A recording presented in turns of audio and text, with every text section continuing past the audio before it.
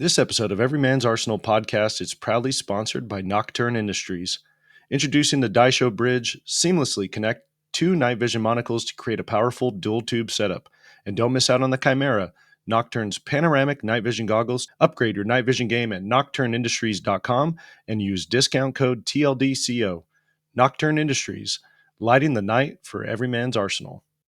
Hey everyone, welcome to another episode of Everyman's Arsenal podcast, a podcast dedicated to learning more about the people kind of behind the scenes of products that you see or folks that we interact with.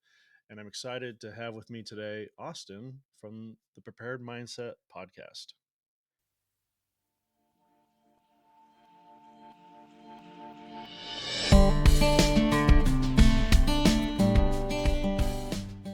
Awesome, man. What's going on? Not too much, man. Thanks for having me. Yeah, I appreciate you taking some time to chat with us. I know we were talking a little bit before we officially started, and I was kind of rushing today, and hopefully it didn't put a damper on you, but I appreciate you being Oh, flexible I with me today. believe me, I know the I know the grind for sure. I get it. Yeah. Now, Walsh had talked about you had him on your podcast, and he Yeah. talked about on our live chat one time. He's mentioned it a couple times, just how much he enjoyed kind of, it wasn't in person, but that idea of like hanging out. And I, he obviously knows you more than I do, so I'm curious for those that may not know Prepared Mindset podcast, may not know you. Can you talk a little bit about your background and kind of what got you into that the podcast thing? Yeah. No. I'm just a guy. I'm just a civilian. I truthfully didn't even grow up. We didn't shoot in my house. We didn't hunt. We didn't do it. We weren't outdoors people. Hmm. Nothing like that.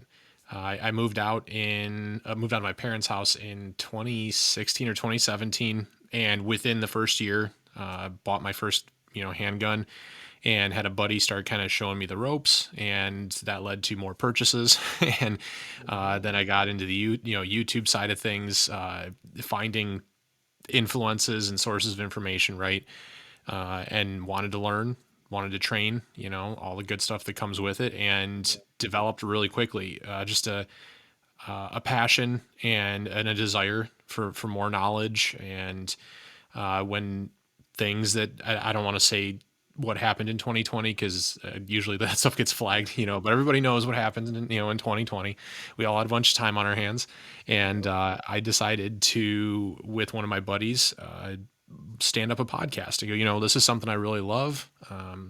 I don't know a lot about it, but I like talking about it, and this would be a creative way for me to spend my time. That's in complete transparency. That's how it got started, Yeah. and it sort of took a life of its own and kind of has developed into what we have today. Early on, I was not about the interview format. To be completely honest, I didn't think anybody would want to sit down and talk with me. So I, Sure. I was like, no, I'll never get there. And I mean, today we do that a ton. Yeah. So you grow and you change, Sure. and it's great. Yeah. Well, and one of the things that I was impressed with, for us here at Everyman's Arsenal, I try to respect people's time, but I've always enjoyed talking to folks, and I've tried to keep our podcasts, an hour. But you have some that get into like close to a 2 hour range, if not over that sometimes. So it's interesting to hear you say like, yeah, this wasn't my intention wasn't to go down this interview style route, but to hear some of them and to hear that interaction, and then to hear Walsh talk about, it was like hanging out with a buddy and just kind of BSing. Um, it's it's cool to see, and you guys have you're over 200 episodes now, right? Yeah, today well, as of the day of this recording, episode 230 with, Oh it was, wow, Jason Jabo Long from, okay, Guild Solutions. cool. So got that one, up and going today. And yeah, I didn't think the interview format was going to work. I didn't think people would want to talk to me. I Yeah, really didn't. And now I look forward to it. These discussions are, uh, in a lot of cases, the highlights of my week. It's a yeah, really, it's a great opportunity. Very Yeah. blessed. And I don't know what what your job is like. In I've joked about this on our live chat before, and I've talked about it with Walsh. Being in the military, I feel like um, you're constantly told how much of a failure you are, by Mhm. your supervisors and things like that. I'm exaggerating a bit, but for me, it's interesting to have an interaction like this, or to be on YouTube doing a product review, and to have complete strangers comment like, "Hey, I really enjoyed your review," something positive. Mhm. And the first couple times, to be honest, I thought of it like, are they being sarcastic? Are they? I didn't take it as seriousness. And as this has progressed, it's like, oh, people actually appreciate me, and people want to hear my opinion. People want to talk to me. Yeah. So I totally get that. It's been fascinating for me to see myself grow as well, to go from less of a pessimist and more into, I don't know, just being appreciative of the viewers. Yeah, it's I always one of the things that I decided early on was that I wanted to keep the scope of what we do, whether with Instagram or the podcast, or we started our YouTube channel at the end of last year. Is it's a shared learning experience. This isn't, and that's one of the things that I hate about or hated about some of the content I would find. I would learn stuff from it, but I'd have people telling you this is the way it has to be. This Yeah. is it, and some of that is true. There's certainly those instances, but who am I? Like I Right. don't, I've never done any of these things. I don't have a lot of prior life experience to lend to anybody, but I do have a lot of questions. I do want to learn, and I know other people want to as well, and they may just not have the network or the connections, the means to ask these questions. So I always want to, frame it and keep what we do in the scope of this is a shared learning experience. It's not me telling Right. you what you need to do, keep it very Right. personable. Yeah, I love that. And it's interesting you were talking about like keeping the scope of this. I don't know if narrow would be a word that I use, but I don't think that's accurate. um I think people might see it, and I'll be honest, initially when I heard of you guys, prepared mindset, um I think of preparedness, and I think of the Doomsday Prepper TV show, like people Yeah. storing whatever 55-gallon jugs of water in their garage, and food under their beds, and um that type of stuff is kind of the preparedness idea that my mind goes down. But listening to your conversations and watching your YouTube, it seems to be much broader than that. So again, people think preparedness, prepared mindset. Um, it's not that narrow. You do seem to branch out and have a wide array of things that you touch on. Yeah, no, uh and maybe I feel like I'm actually guilty of not covering enough of the prepper stuff because I get questions from that Oh, guys okay. wanting to like, hey, can you talk homesteading or like livestock? And I'm like, man, I live in the middle of suburbia. That's not something I'm gonna.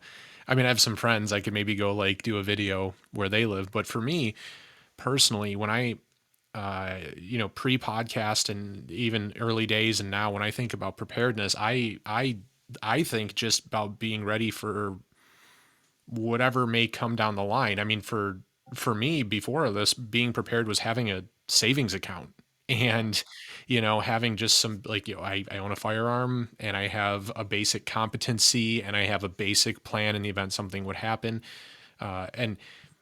And I think that's something a lot of people they like you said you think prepper and preparedness and tinfoil hats and bunkers and food that doesn't perish for 30 years and stuff and Right. um, truthfully, I not that there's not value in that. It's just not something that I like. I love to focus on because it's kind of to me it's a little bit depressing, and also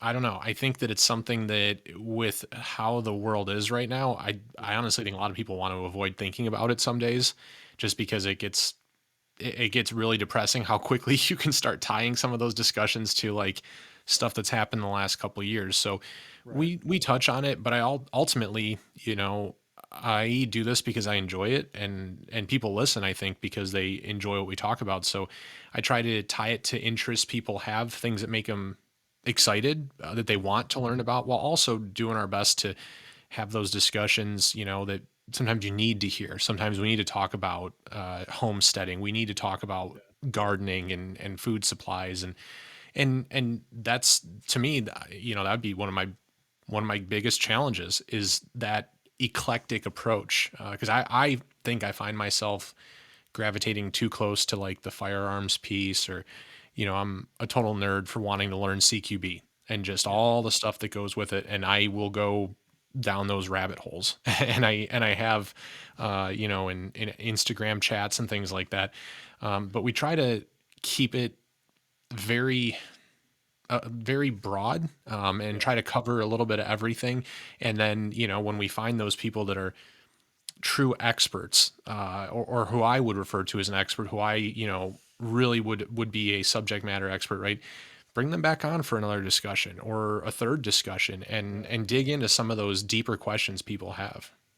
Yeah, I like that thought process because I think, especially in you know in the grand scheme of things, these interactions that you and I might have on these podcasts are bite sized at best, and Hmm. so again, kind of going back to what I talked about before, like having that engagement with your viewers and them saying, I want to know more about X, Y, Z.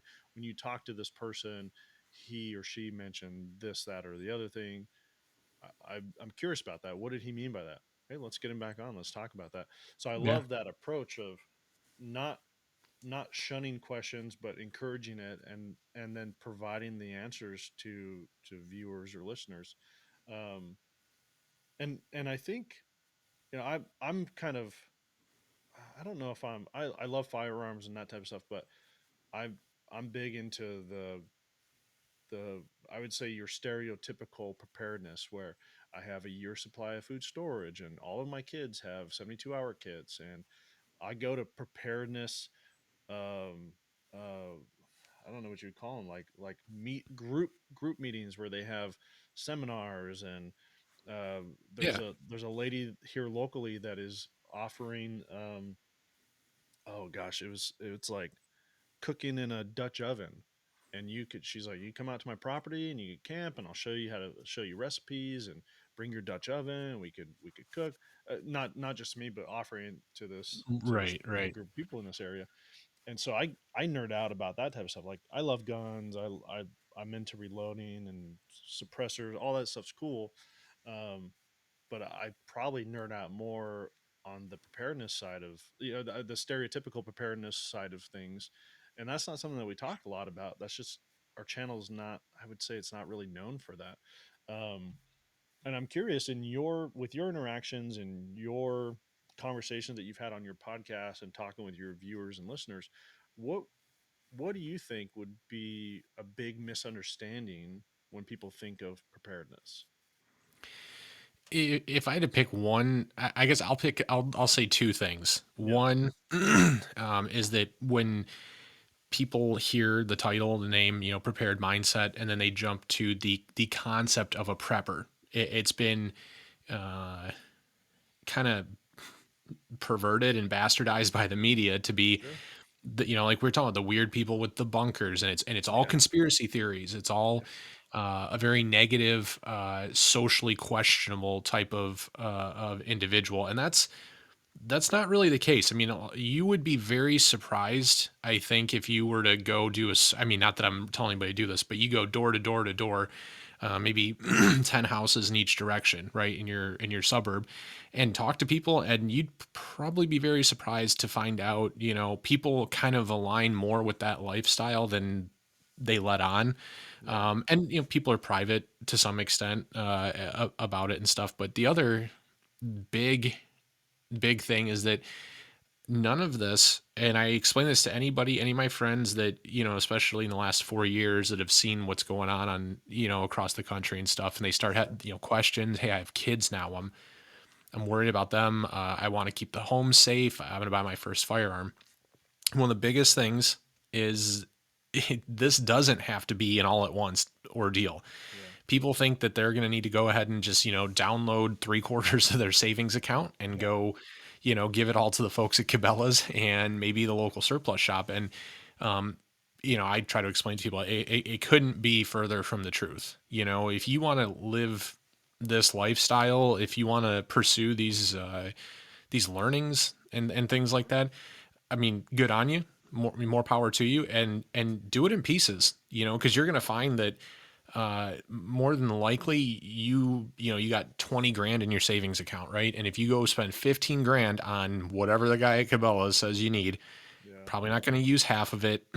And that's money that could have gone into something else down the line, tires yeah, for a vehicle, which people think about that as a normal, everyday issue and not part of preparedness. But if you're talking about bugging out, all of a sudden that is part of it. So it's, yeah, it's not, it doesn't have to be an all at once ordeal. And it's really not the understanding of what being prepared is, at least the way I look at it, is not, yeah, it's not at all the way that I think the media paints it. And then a lot of people, they draw that immediate assumption. It's just not, I mean, yeah, being well prepared and being personally accountable, I think are very closely connected. And, um, that's it. They are one and the same to me. yeah. People And kind I of miss think that. right, and I think especially over the last 4 years, since 2020, I think people have really come to terms with this idea that um, the government isn't this magical wand that you can wave that's going to come in and save everything. Like sometimes you're going to have to fend for yourself. Yeah. And would you rather fend for yourself? If you were to take like the Noah's Ark idea, like, do you want to fend for yourself when the rains come in and the water's rising, or do you want to fend for yourself? 3 years prior and start preparing. And people might think you're crazy, but I think since 2020, um, there's more people that maybe they're not in the gun world yet, but they understand the need for having a 72-hour kit. Hey, that's a great start. Hmm. I love that idea. Yeah. One of the things that we did as a family, this was before. So I have 4 kids, and I say I have like two sets of kids. I have two teenagers and I have two toddlers. And so when the teenagers were toddlers, or 5, 6, um, I bought at the time every ration bar that they had, Daytrex and SOS bars and Millennium bars, and we had like a family night where we sat around and we tried them all. What did you like about Hmm. this? What didn't you like about this?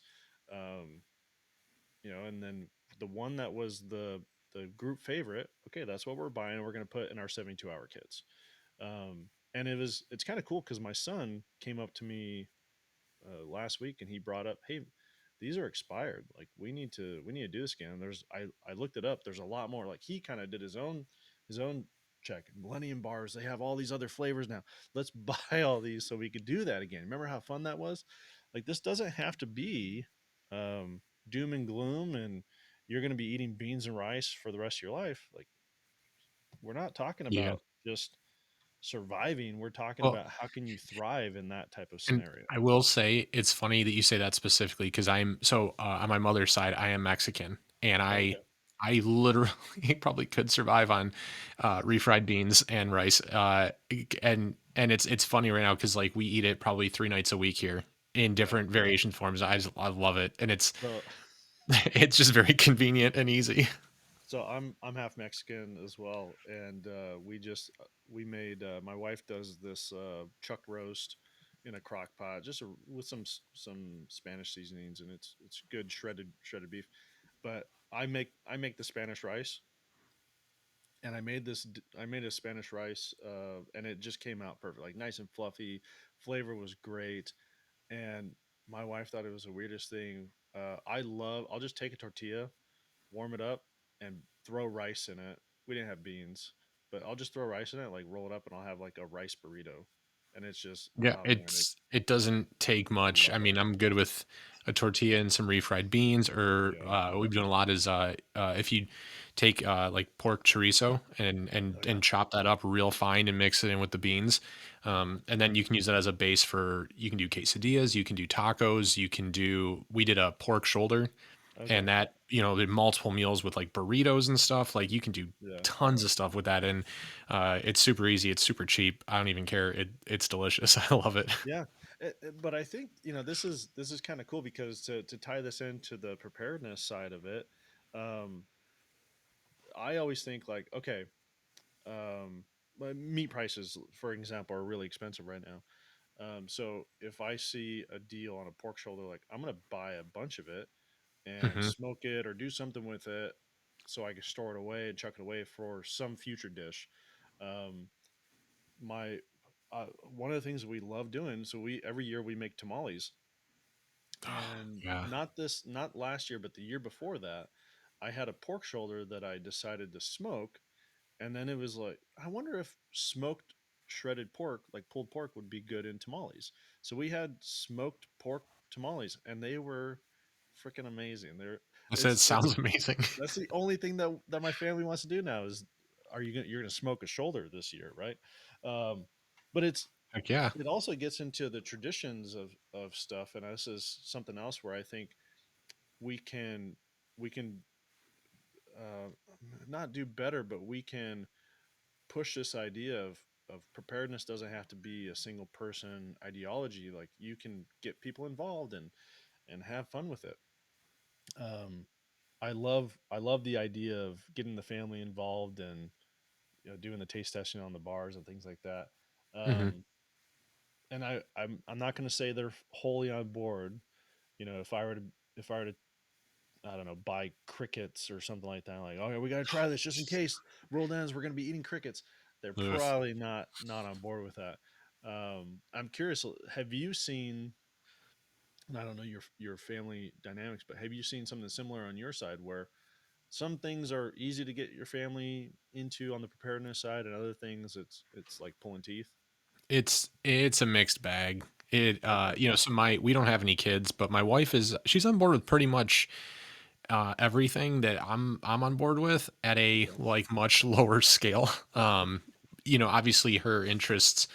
I mean, she enjoys going to the range and stuff, but she also is one of those people like she enjoys the home side of stuff more. Like we make Yeah. our own laundry detergent. Oh, cool. She's into the cooking and the sustainability side of things a little bit more, and that's great because like I would starve without her. I am just not gifted in the culinary arts at all, Hmm. which is odd because my mother ran a restaurant for like Oh wow. 25 years. So you would think I would have picked something up. I Yeah. mean, I can wash dishes like a mother, but and it's uh, even outside that, like the rest of the family, I talked to my parents about it. They know I have the podcast. My dad's cool with most things. He likes to shoot, but like I said, we didn't grow up with any of it. Yeah. And my mother hates firearms. She just absolutely, she'll get a hold of me. What do you want for Christmas? I'm like, I don't know. I think I sent her a link to like a Pharaoh Slingster, Okay. and she's, what is this? I go, it's for my rifle. She's, I'm not buying you anything for firearms. I'm like, okay, well, you asked what I wanted. I guess here you can just buy me a Yeah. shirt. Here you go. Yeah. So it's a mixed bag, and I try not to agitate it too much, and uh, Sure. and uh, I did. It's kind of a funny story. It's actually a little bit upsetting at the same time, but we had lost power here one day, and Hmm. I was working from home, so I dial up my old man. I'm like, hey, I know you're at work. Is it cool if I go over to the house and use your internet? Oh yeah, no problem. So grab my stuff. I'm like going from my house to my parents, so I take my gun and once I get there, no one's home, so I turn on the computer. I take off. I'm carrying a T-Rex sidecar, so I take it off, put it on the table, whatever, and then my mom gets home maybe an hour and a half later, Yeah. and she usually doesn't. Like I said, she hates firearms, so she sees my Glock sitting on the table, and she goes, "Can I touch it?" And I go, "Well, it's loaded." and she picks it up and looks down the barrel. Oh And I gosh. don't think I've moved faster in my life to take it out of her hand. Like, what are you doing? Stop. um, yeah, she's not a firearms person, so it's Yeah. yeah, and I don't know that I'll ever get her on the range at that Sure. point. I don't know. So it's It. weird. Yeah. Yeah. I think it's kind of similar here, where my wife is probably more like, this gun thing. That's just a phase. Uh, Kind of the joke is she got a peek inside my gun safe one time, and she was like, "Where'd all these come from?" Oh I've no. had these I've had these for years. Yeah, these things, these old things. Yeah, going down that route. Um, she's been very supportive on the YouTube side of it, but again, we haven't really dove into the preparedness thing. Um, I don't. I'd be curious. I did this article. This is years ago, probably 10 plus years ago, where kind of going to one of the things that you said, like using my words, taking a bite, like eating an elephant one bite at a time. Preparedness doesn't Mhm. have to be this massive thing. And so I wrote this article and broke down how a person, it would take them a year, but at the end of the year, making small purchases, you can have a year of basic food supply for one person. And it was something like, I think it was at the time spending $20 extra a week. So you go one week and you're buying, some rice, some salt, some beans, whatever, some cans of corn, or whatever the case would be. But I had it all broken down in this 52 weeks. And at the end of the year, you would have a year supply. If you don't use any of the stuff, you would have a year supply for one person at 20 extra dollars a week. In today's day and age, it's probably like 80 to $100 a week now. But Yeah. you saying that just made me think of that. Like, man, I should do that again and actually go out and price things out at the supermarket and just see what would it cost for someone to put together a year supply of food storage. Just the basics. We're not talking about meats and things like that, but beans, rice, seasoning for that type of stuff, flour, what it would take.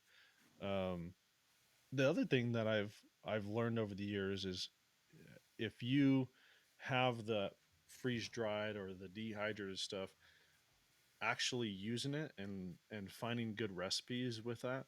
One of the cool things that my church did, this was, they haven't done this in like 5 years, but we had what we called a preparedness potluck. And so it was after church, come back to the church at 6 p.m. and everyone bring a dish that's made entirely from your food storage. Hmm.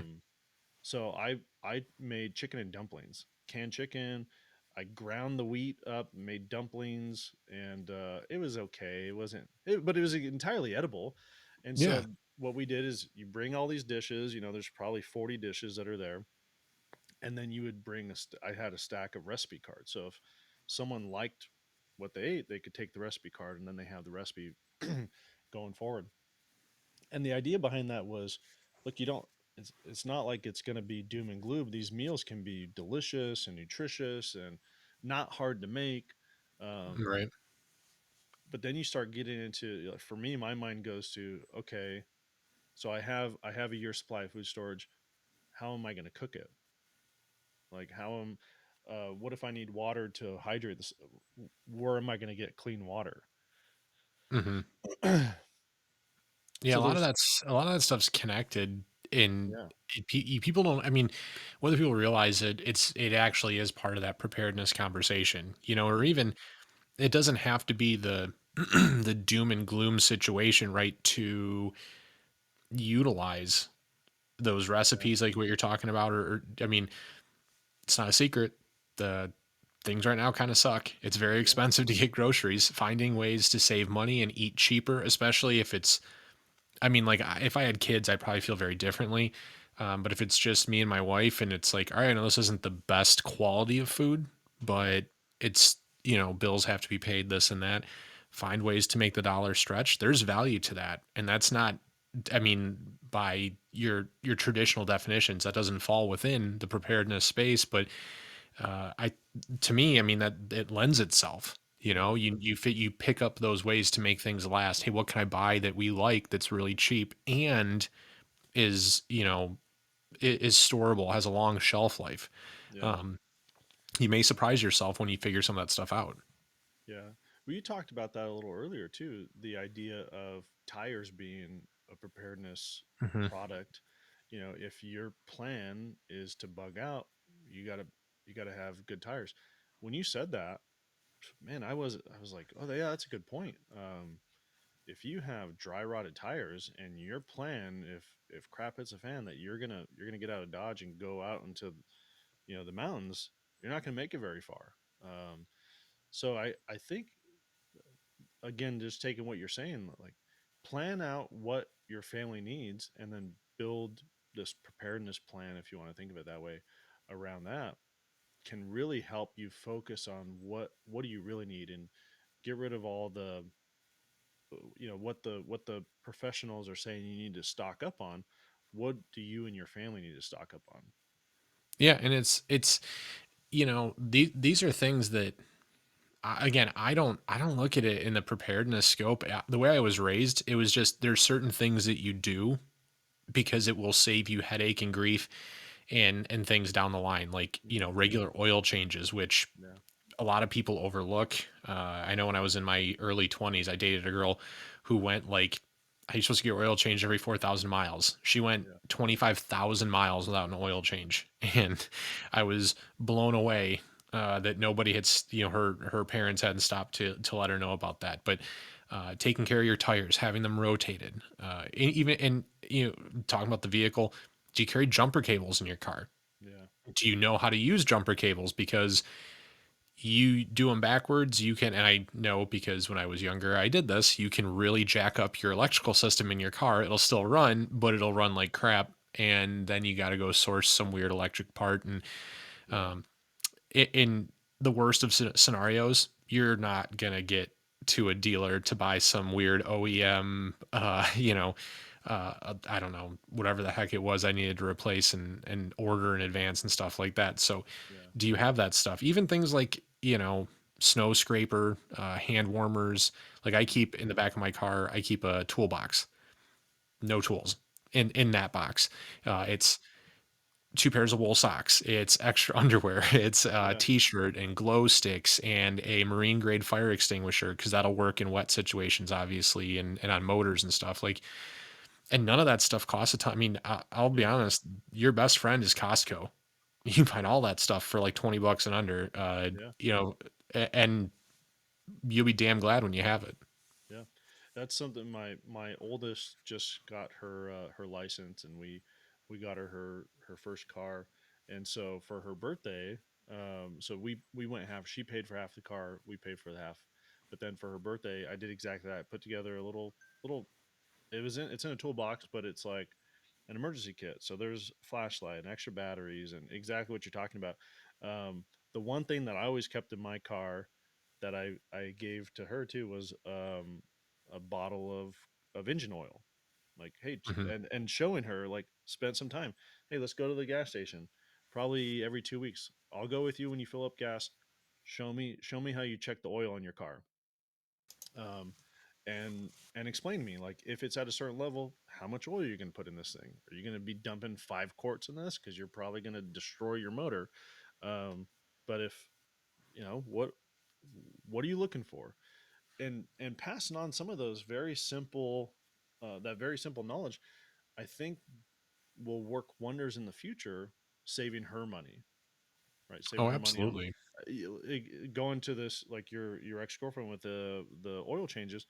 um a, a Even if you took it to Jiffy Lube, $100 oil change now is much better than a $4,000 engine swap, you know, a year Yeah. from now.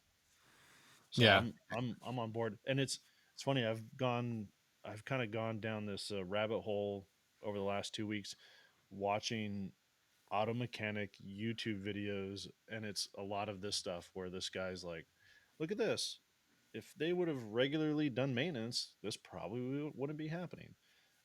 Mhm. So I I see that a lot. I mean, and that's why one of the best things I think you can do for your kids is don't buy them a complete turd, but buy them a used vehicle as their first, Mhm. first car. It's great to be able, if you can afford, right, a brand new vehicle. And it took me until my into my 30s to be able to get a brand new vehicle, and it's Yeah. great, you know. But I learned I had some very shitty cars when I was younger, and I had to learn what to look for, what to listen for, more importantly, and then learned how to diagnose some of that stuff. What is that noise? What should I look for? Hey, does it only happen when you turn the wheel? Mhm. And then how to do some of I mean, I'm not by any means a functional mechanic, but if you at least understand what some of that stuff means, you know what your issue is. Hey, Yeah. you're still rolling, but you're pulling hard to one side or the other. It's probably a flat tire of some Yeah. variety. If you start listening, you can sometimes hear a flat. You can hear a nail or something, if Yeah. it speeds up as you speed up and things like Yeah. that. So there's a lot of value in that, especially because we rely so heavily on our vehicles, like you're saying, for bugging out, Yeah. or even if you're bugging into your home, and at some point you're going to need to go out for stuff, Yeah. something, food, clothing, maybe to go get someone and bring them back to safety. If your home is the point of fortification, you need transportation, and if you don't know how to take care of it, it's going to be a big problem. If not now, then in the future. Yeah. This is something that our family faced just recently, where my daughter's car, we it had an oil leak, and we have three cars. So my daughter's car, my wife's van. So we took her car in. Mechanic was going to get it fixed. My Jeep was having it needed some new ball joints and tie rod ends. And I was like, this is a good weekend to do that. We'll have the van. This will be done in time. And so I'm taking the Jeep to the mechanic, and my wife's coming to pick me up. Drop the Jeep off, like it's after hours. So you like put the key through the slot in the door, Yep. and then my wife calls me like, "Hey, check engine light is on the van. Um, it won't let me go over 40 miles an hour. Like it went into limp mode, and now here we are where okay, as of right now we have no functioning vehicles, um, and so exactly what you're talking about is what my wife brought up. Like if she would have been more comfortable with the van and known what to listen for, it ended up not being that big of a deal. I mean, we were able to limp it home and get it to a mechanic, but she she thought it was like transmission blew or the engine blew or something catastrophic. Ended up Yeah. being a cylinder coil, but but she was like, I wish I would have known that because I wouldn't have freaked out. I would have just been calm. Kids would have been calm, and that goes to an idea of preparedness. I think a lot of people don't think about, and that's the mental side of what we might be dealing with. So, do you see anything in your conversation with people or your interaction with viewers, um, where the mental health piece is not something that people are really paying attention to in terms of preparedness? I mean, I will admit I'm not the best at handling that stuff.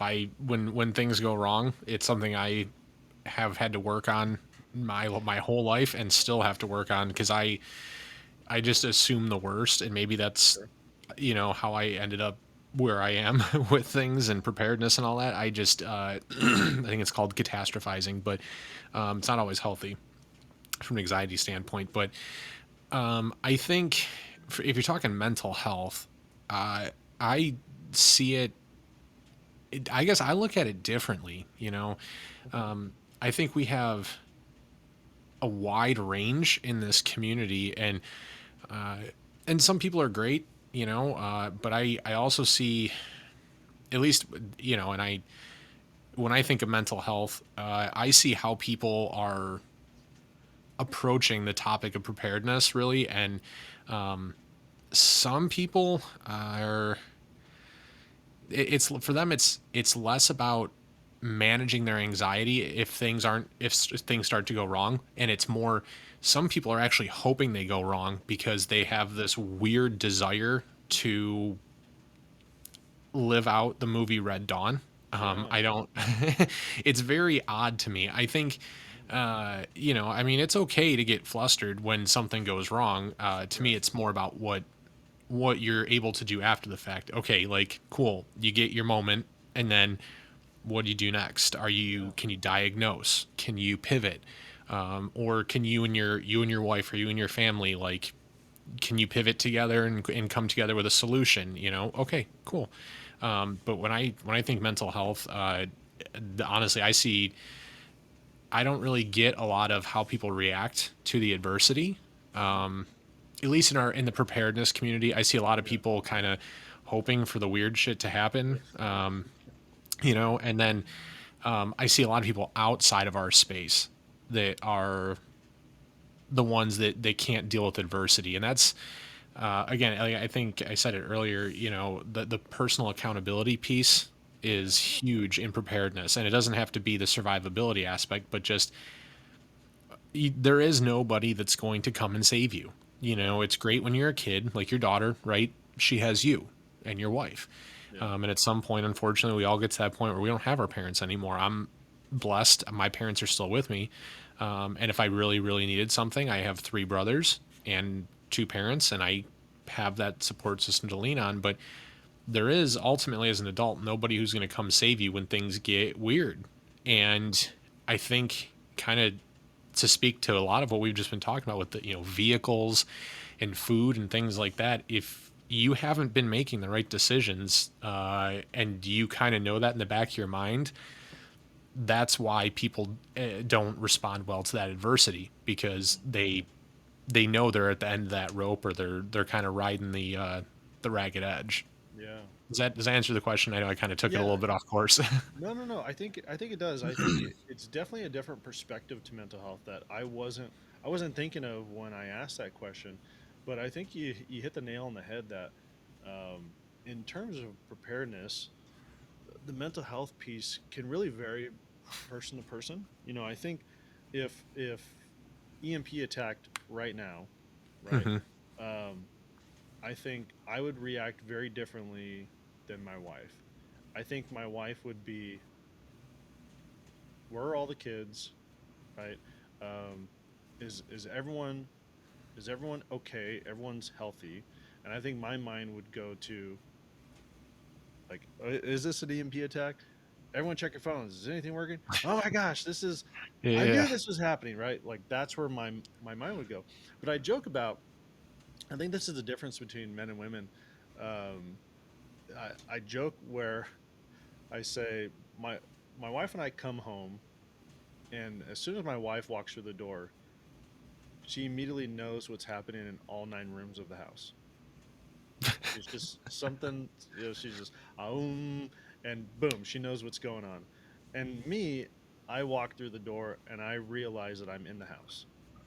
That's that's the difference between my wife and I, where there's this nurturing aspect of her as a mother that does wonders. It's wonderful as a mother. Like that's, I want a nurturing person as a mother. Yeah. Um, and it's okay for me to not be that way and be more of the protector. Um, but having I guess the self recognition, that's not the right word. Um, self awareness of Hmm. your roles can help you out when you are faced with that Yeah. oh my No. gosh Yeah, situation. and that's why it's important. Eh, One of the questions we get a bunch is around how we built the group of guys that we work with and train with, and that's not anything special to us. It's, I think, a question a lot of people get because they're trying to develop their network. But Yeah.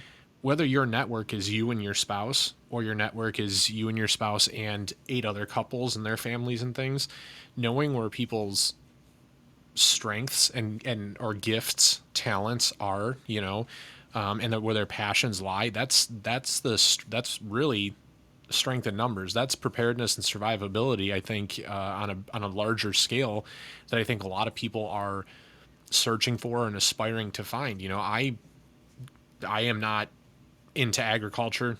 I'm not into growing food. It's not. I mean, I like to eat food, but I have some friends who are much more into that. You know, they keep bees and they have Oh, chickens and cool. they do gardening and stuff. And I have friends that are more inclined on the medical side and stuff. And you know, that's what you want is that melting pot of different roles, Hmm. and recognizing that that's okay. You know, I mean, I was not raised in that kind of an environment. When my mom got home, it was always like the, oh shit, she sounds like she's in a bad mood. Everyone take off, you know, like, Yeah. but we always made stuff work. It's not, I mean, I love my Right. mother. I don't want Right. to Right. sound Right. like I don't, but, No. um, She won't be listening to this anyways. It's no, okay. I doubt it. I hope not. Mom, I love you. You know, it's just, you know, people think about those as two separate things, but I like to look at it from a just your perspective. It's really the same thing. Yeah. You know, having your, like I said, my wife is, she shoots and stuff, but she's very much the one taking care of the home. Yeah. And you know, that maybe sounds worse than I'm intending it to, but that's where her passion lies. And when things arise on that side of things, I know that she knows how to take care of it, and that a lot of the times I don't even need to worry about it Yeah. because she's already addressing it. And then likewise, there's other things where if we had issues with any kind of, I don't know, stuff around the house, changing hardware out, stuff like that, Yeah. making things safer, security, if something were to go wrong, she trusts, she wouldn't question, you know, and again, that sounds worse than than I intended to, but we know where our strengths lie, and there's a lot of value in that. Well, and I think the way that I'm taking what you're saying is you support each other in those roles that you've assigned or Yeah. that you've assigned as a couple to each other, and you Hmm. support each other in that. For example, like I'm not I don't have a green thumb. Um, Again, I like food, but I'm not one to grow food. My wife is, and so okay, how do I support her for that? Okay, well I'll put a drip irrigation system in. I could do that, like manual labor. Heck yeah, man, I could do that. Yeah. You want me to go get a truck full of like dirt and soil? Like, yeah, I could do that, and I'll shovel it for you and put together garden beds. Like, yeah, it's man stuff to do, like building garden beds. But like checking the veggies every day, no, not that's not me. And again, that does come across sounding worse than what's intended, but those are the roles that we've assigned each other as husband and wife, and being able to support. Like, I'm not telling her, cool, have fun with your garden project, do everything. No, what do you need me to do? I will do it. Like, how can I best support Yeah. you in this thing that you want? And I think that's important too. um, from all the things that we've talked about, this mental health piece, the support in your family, preparedness as a whole, being able to find exactly what you're talking about, find out what the person's strength is, and how can I support you in that role. We were watching, I was showing this clip to my son recently of it was a Family Guy clip, and it was like end of the world. And if I remember correctly, they found a Twinkie factory, and they decided like build a city around a Twinkie factory. Yeah. Oh And yeah. this new guy like comes to a city, and he was like, "What did you do?" And the guy was like, "I was a whatever. I was a pediatrician, or I was some type of doctor." And Peter was like, "Oh man, that's great. We really need one of those. Hopefully you get that." And they spin a wheel for the guy, and I it lands Yep. on like city jester or something like that. He's like, "Oh, sweet. On Saturdays you get to fling poo at people." Um, I remember that like one. That's They went to go find the Twinkie factory in Natick, and then because that was the only thing that was going to survive the nuclear yeah. holocaust. Yeah, so obviously we don't want to go down that road. Like, how can we support people in those roles? Um, I'm curious though. This has been a fun conversation, and I'm curious where your mindset is on this one. If you were, I don't know, king for a day is what I typically say, king for a day, and you could wave a wand and have one thing for people to understand about preparedness, however you want to define that. What would be the one thing that you'd want people to understand about it? Probably that everybody has something they can contribute. Mm, We're as a, and I even in conversations I've had with other folks, the point has been brought up that we shouldn't really refer to ourselves as a community. The 2A space, we eat our own. That was something Jabo just said that on the interview I did last night with him, and you see it. There's a lot of tribalism and stuff that goes on, and we're very quick to like assign ourselves to this school of thought or that school of thought or this guy, and it really doesn't need to be that way. Yeah. And I don't truthfully, I don't really understand why we are so hard up to do that. But in preparedness, there's in everything I've ever learned here, everything medical, radios, CQB, anything. There's always more than one way to do it, and you can still successfully achieve the end goal. We get real torqued up, lots of heartburn if you don't do it the way that so and so said. Yes. From building rifles, you got the guys that are just, oh, I give it, two ugas and a duga, and Yeah. that's tight enough. Or you got guys who are super anal about their torque wrenches and stuff, which that's me. I like to be that way. Okay. Just it's fine. Both could work. Are you going to Yeah. have more success with one than the other? Probably. Yeah. But, okay. And maybe that was a bad example, but we are very opinionated here and we're very, you know, got to pick a side about it. And I think that it really only contributes to like a negative atmosphere and actually hinders the learning experience instead of taking those opportunities to have a discussion and maybe learn something, maybe understand a different perspective. And even if it doesn't change your mind Yeah. about how you feel or how you think about a certain subject or skill set, hey, that's interesting. Maybe I at least I understand we can agree to disagree. Yeah. But we're really not great at taking somebody else's input and learning from it. Right. We're very much a community of individuals who want to sit here, and my job right now is to convince you that I'm right, and your job is to convince me why you're right. And if we can't do that, then we're just going to be bitter enemies to the Yeah. end. And I don't understand it at all. It doesn't help anything. Yeah. It's interesting. I had this happen recently, and it's not in the preparedness world, but my 6 year old was really sick, and we had to go take her to the ER, and the ER doctor was absolutely positive that she had pneumonia.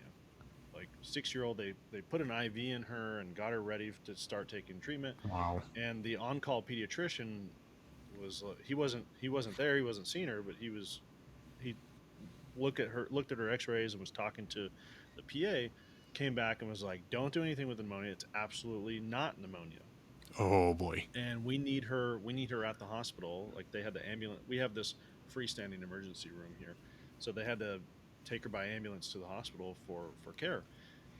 And so when I talked to the pediatrician, i wasn't I wasn't upset, but I was kind of like, help me understand this. Like, that doctor was was absolutely positive that she had pneumonia. And Yeah. this was the nicest response I'd ever heard for basically saying that he was wrong. And he goes, Dr. Nikolai, whatever his name is, he's a young doctor. And you know what? I was young too. And I bet 5 years from now, if he took a look at that x-ray, he'd have a different opinion than the opinion he has right now. And I was like, whoa, that's like the nicest I've ever heard someone say, no, he was wrong. And he's wrong because he's inexperienced.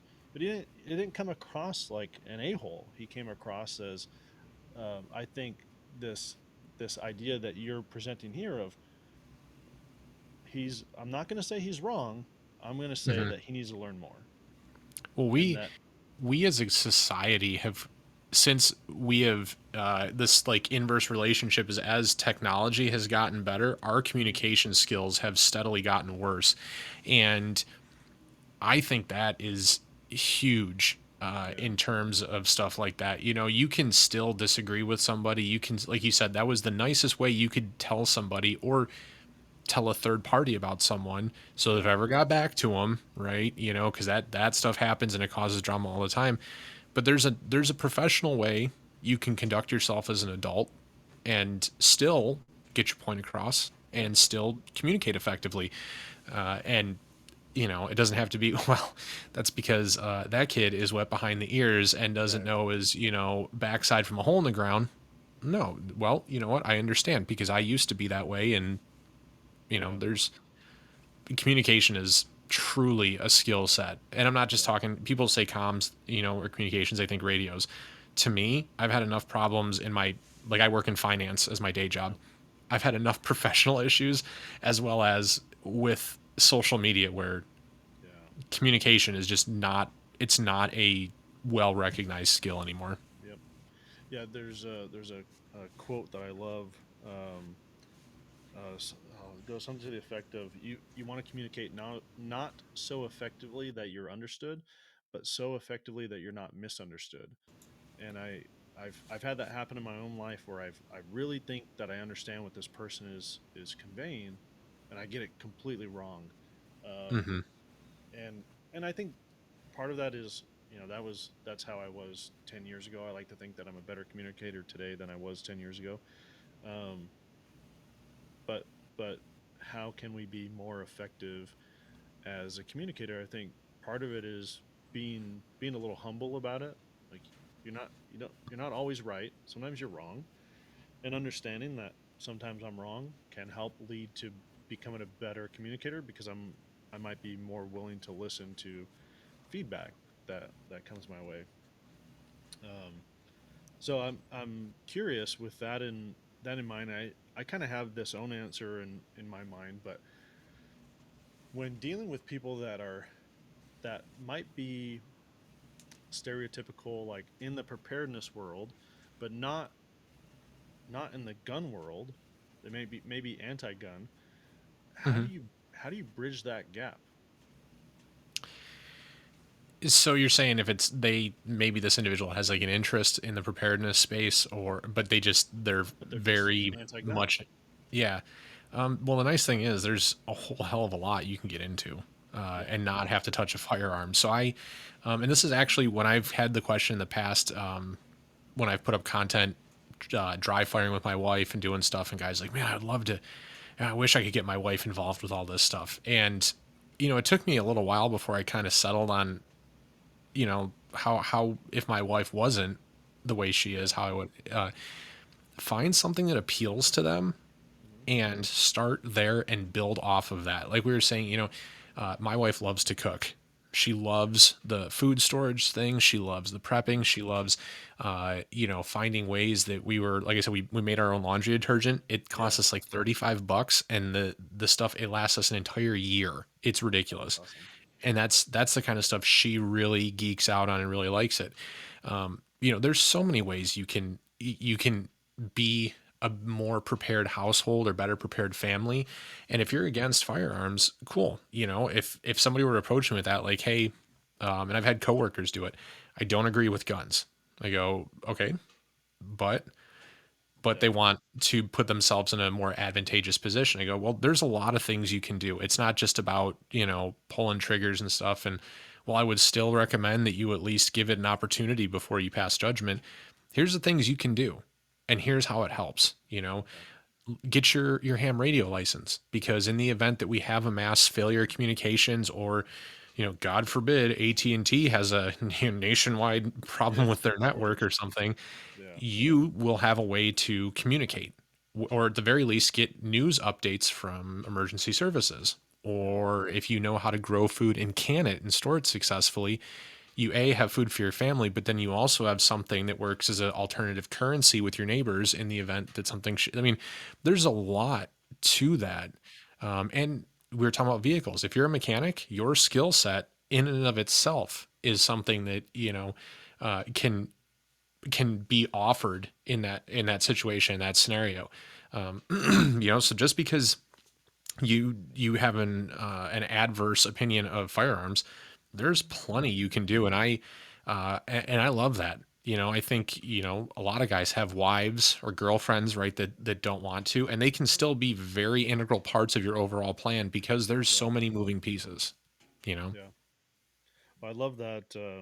I think that's, to me, I was kind of going down the idea, and I think it's very similar to what you're saying is, um, being an effective communicator, like talking to someone about, okay, well, what is it that you want? Having, I have people that at work that ask me about firearm stuff for the first time. You know, hey, I've never shot before. What do you think? Or I'm thinking X gun. What do you think for my first gun? Um, that's a great way to open a conversation and ask questions. Well, what is it that you're looking for? What is it that you want out of a firearm? How often are you going to train with it? How comfortable are you with it? Um, yeah, it's quite enjoyable, man. Austin, I I think that this podcast has kind of gone a little different than how I expected it to go, but I've really enjoyed the time that you spent with us.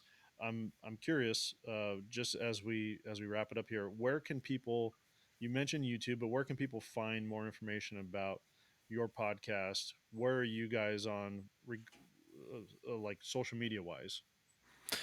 So, like you said, YouTube, and then mostly past that, we're on Instagram. So it's at prepared underscore mindset underscore pod. So we do regular posts on there. If you follow us there, that's where we post like when we have interviews with new guests and things. Not always if it's just me talking or me Yeah, and my co-host Josh arguing with each other over something. We won't always post that, but if you want to, follow us and see what we're doing, that's probably the best place. And then obviously the podcast is on. We're on pretty much every major podcast platform: Spotify, Apple, Podbean. I mean, there's okay, our syndication service does a good job with it. I should know what we're on. There's too many. There's just too many. I look at the data and I'm like, I'm gonna memorize the top like three or four, and I'm yeah, good with that. there you go. Yeah, Yeah. Well, man, I appreciate you taking some time and all that information for the folks that are listening or watching. We'll have that in our description below. Awesome. Thanks for your time, man. I know it's late for you. absolutely. I appreciate you doing this last minute, and absolute pleasure chatting with you. You as well, man. Thanks for having me. I really appreciate it. Yeah. All right, guys. We'll catch you next time. See ya.